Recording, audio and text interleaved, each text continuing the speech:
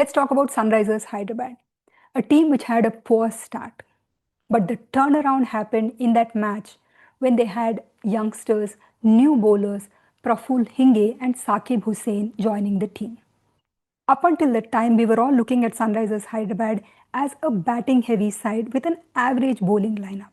But with these youngsters joining the squad, it strengthened their bowling and it also gave a role clarity for someone like Ishan Malinga. From then on, Ishan Malinga has been doing exceedingly well for them and in fact is one of the highest wicket takers. With Pat Cummins joining the ranks, it only strengthened their bowling even more. They've also had a useful handy spinner in the form of Shivang, whom SRH have favoured over someone like Harsh Dubey or even Zishan Ansari. On the other hand, with the batting, Abhishek Sharma and Travis Head have been giving them solid starts. Klaasen has been very reliable in the middle order and so has Ishan Kishan been. He's been extremely consistent this season. A big plus and a special mention to Nitish Kumar Reddy, who's performing both with the bat and the ball. Their most valuable player is Klaasen, who's coming at that number 5 position, making the middle order look rock solid. The one option that SRH could look at is play someone like Zishan Ansari or even Harsh Dubey on some of the pitches which could be slow. Right now, Sunrisers Hyderabad alongside RCB is one of the balanced teams in this tournament and are a sure shot to the playoffs.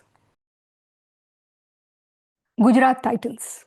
For a relatively new IPL side, GT has been incredibly consistent over the years. They've already won a title, they finished runners-up once and almost always look like a playoff level team. This season again a lot depends on their top 3, Shubman Gill, Sai Sudarshan and Joss Butler. And honestly, the trio have done the heavy lifting for them more often. Their bowling as always has looked good with Rashid Khan, Mohammad Siraj and a pretty balanced overall attack. GT is having a good run and their wins against RCB, Punjab and CSK is giving them a good chance to make it to the playoffs. One concern though has been their middle order. GT has been stubborn in the form of continuing to pursue with Shah Rukh Khan, only making that change recently by dropping him. Of course, the turnaround for them has been since Jason Holder has joined their team. I think he provides the much needed balance that GT has always needed. Most valuable player for GT has been Sai Sudarshan right at the top of the order. Given the importance of the upcoming matches, GT will serve themselves good by trying another option in place of Rahul Tivatia, who has not been very effective for them. Overall, Gujarat Titans is looking good and with some hard work can really sneak into the playoffs. Punjab Kings. Punjab have continued the momentum from the last season and for a very long time were the only unbeaten team this year. But those 3 recent losses against Rajasthan, Gujarat and Sunrisers would definitely worry them. That said, they're still very much in the playoff race. A lot will depend on their top order. Prabh Simran and Priyansh Arya started brilliantly, but Punjab would want them to regain that consistency. Shreyas Iyer has led them brilliantly and Cooper Conley's 100 against SRH was another big positive. One big concern has been their fielding and their catching. If Punjab is to make it to the playoffs from here on, it's very important that their top order gets them the runs and they pull up their socks with regard to their fielding. Their bowling has also looked inconsistent and Arshdeep hasn't really been the force that usually Punjab expects him to be. With the pitches becoming more slow and dry, Punjab has the option of playing someone like Harpreet Brar more consistently. Most valuable player for Punjab Kings has to be their captain Shreyas Iyer. Overall, Punjab Kings still look like serious playoff contenders. RCB. RCB has probably been one of the most consistent teams of this year. They are a balanced team with both their batting and bowling contributing consistently. What's worked for them is their balance, both batting and bowling working consistently for them. Hazelwood and Bhuvaneshwar have been outstanding and together they've given RCB the most lethal pace attack of this tournament. Virat Kohli continues to fire at the top, Patidar has had a fabulous season and of course Padikkal is having one of his best IPL seasons. The middle order of Tim David and Krunal Pandya is giving them the depth that is needed. The one big concern is going to be the absence of Phil Salt. Salt and Kohli gave them explosive starts at the start, and they haven't really gotten the same impact from young Bethel. Despite their recent loss against Lucknow, RCB by far is still looking like one of the strongest contenders for the playoffs. Let's talk about Rajasthan Royals. RR usually starts well and then start to lose momentum later on. But this time it's been different. They have been consistent through the season. Many of their losses have been close games, but the one thing RR needs to watch out for is that teams are able to score 200 plus totals with ease against them. Their most valuable player is Jofra Archer. A big strength for them has been the opening spell by Archer and Berger. Alongside that, Bishnoi has given them a solid spin option. RR, of course, would want more consistent and long-standing partnerships between Suryavanshi and Yashasvi Jaiswal. Dhruv Jurel has looked solid at one down, and Riyan Parag, with his recent 90, is looking confident. Their big plus for them has been Donovan Ferreira, who's finishing games for them coming lower down the batting order. RR would be served better with more contributions, both with the bat and ball, by the OG Royal Ravindra Jadeja. With a couple of wins, RR will definitely back themselves for a playoff spot. There are always huge expectations from CSK, and after the poor start with 3 straight losses, things look difficult for them. But their turnaround almost completely depended on the form of Sanju Samson.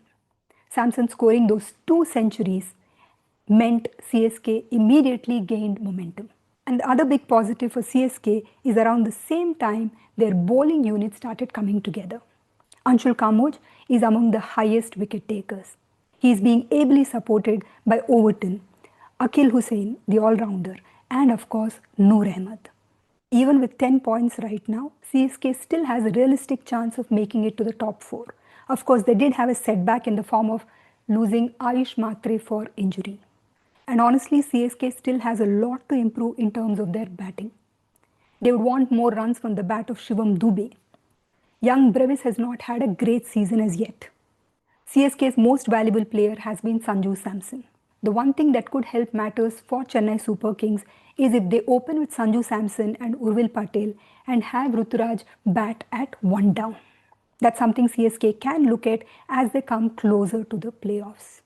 It's going to be a tough road for CSK, but honestly, don't rule them out yet.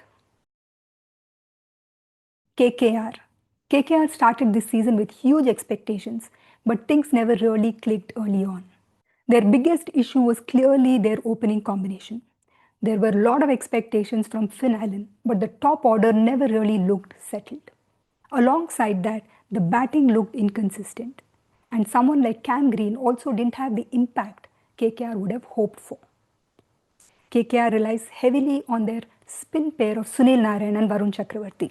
Varun Chakravarti has not had a great season. That said, their recent run of wins has given them the momentum and the belief. Finn Allen is looking like the player that we know, with that fabulous century. Young Raghuvanshi has had a good season. A special mention to their captain Ajinkya Rahane, who has not had an easy season, especially given the injury concerns that KKR has had since the start of the season. Most valuable player for KKR after all these years is still Sunil Narine. KKR needs to win every match from here on. It's going to be a tough road for them, but they still have something to fight for. Delhi Capitals. What started as a very promising season with 3 straight wins has slowly gone off track. And honestly, that match against Gujarat Titans feels like that was the turning point. KL Rahul has been exceptional for them, but there has been way too much of shuffling in the batting order around him. Players like Tristan Stubbs, Sameer Rizvi, Karun Nair, Abhishek Poril, they haven't had settled roles in the team. What's surprising is that Delhi has a very strong bowling lineup. The likes of Angidi, who's had a fabulous season. Stark has looked good since the time he has joined the team. Then there's Mukesh, Natarajan, and of course, those who play regularly for India, Aksar and Kuldeep. This should have been one of the stronger bowling attacks in the tournament, but they've not really done the job for them. Not having a settled batting order and too many dropped catches has proved costly for Delhi Capitals. Their most valuable player of this season is undoubtedly KL Rahul. A special mention for Lungi Angedi for the way he's been bowling. Delhi Capitals is looking down and has missed the boat in terms of the playoffs. Mumbai Indians. Mumbai has probably been one of the biggest disappointments of this season. And that's surprising because when you look at the kind of resources they have, both with the bat and the ball, apart from a few moments of brilliance, that century by Tilak Varma, and that partnership between Rohit and Ryan Rickelton, Mumbai hasn't really left a mark. Hardik Pandya's captaincy has been underwhelming, and Mumbai has largely depended on Bumrah, who's had a relatively quiet season. They've also not gotten much from bowlers like Deepak Chahar, Shardul Thakur, and even a great like Trent Bolt. The biggest letdown for Mumbai has been the lack of contributions from Sky. The positive signs for Mumbai are, of course, Rohit Sharma right at the top and Ryan Rickelton doing well with the few opportunities that he has gotten. From here on, it's going to be playing for pride and also ensuring that they don't end up at the bottom of the table. Lucknow Super Giants. LSG have looked like a very unsettled side this season. One big issue has been the constant shuffling in the batting order. Apart from Mitch Marsh, every batter has been moved around. Pant himself has batted at multiple positions. Pooran has been shuffled around, and even Markram, despite performing, has been pushed around. What is surprising is that Marsh and Markram actually looked like a solid opening pair last season. I wonder why they had to mess around with this combination. On paper, LSG has plenty of pace bowling options, but there have been many moments where Pant has looked unsure about who to turn to. It's also been a case of not having much of variety in this pace bowling attack. Their most valuable player is Prince Yadav, and there is already talk of someone like Prince Yadav being selected for the Indian side. For a side with so much of talent, some of the tactical decisions have been really surprising. LSG, of course, has missed the bus in terms of the playoffs and will want to make the best out of the remaining matches.